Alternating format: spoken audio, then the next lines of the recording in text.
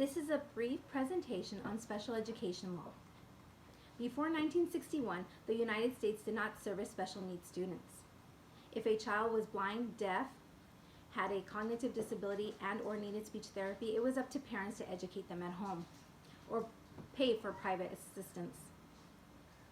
It was in 1975 that the law was created for special education. This law was called the All Handicapped Children Act. With this law in place, it was to ensure that all children, regardless of their disabilities, would have access to free public school education.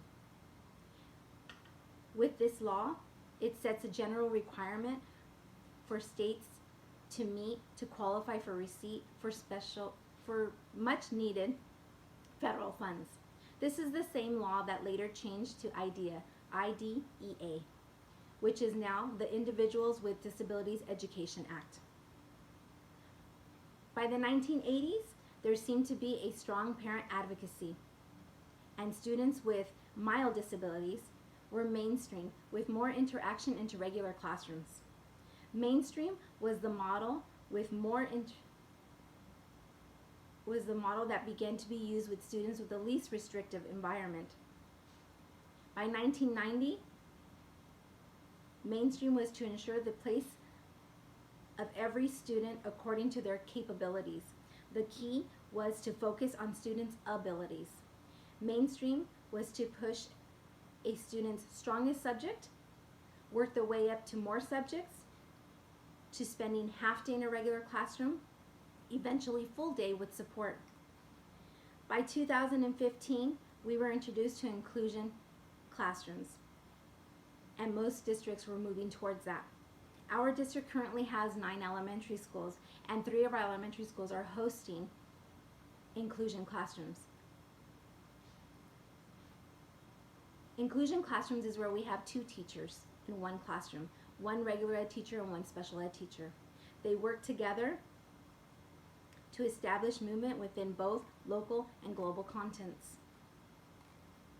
Inclusion classrooms are where meaning, knowledge, approach, and a positive attitude towards those with differences. We're going to move on to a brief description of 2 court cases where parental rights and student rights. The first one would be the Board of Education of Hendrick Hudson Central School District versus Raleigh. This is the case of Amy Raleigh, a deaf child whose school district refused to provide her with a sign language interpreter. It was her parents that presented evidence that although Amy had academic success, she was unable to fully achieve.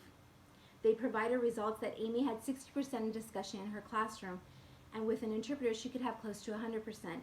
They also provided 2 other academic achievement tests, 1 in English and 1 in American Sign Language.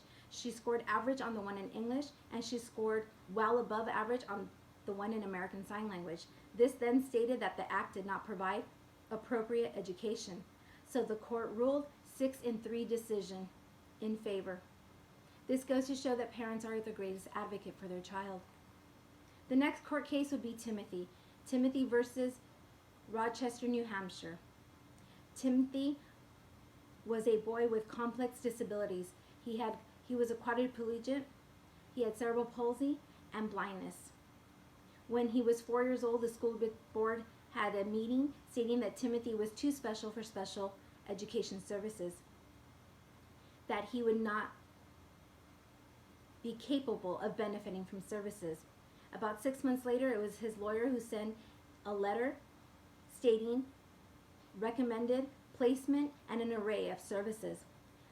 The school district and the Board of Education did not comply, so they were in violation of IDEA and EAHCA, which is the law that has 0 rejection policy, and it is with the 14th Amendment.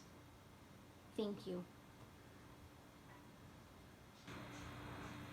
Did you do it on time? Why are you looking at the camera like that?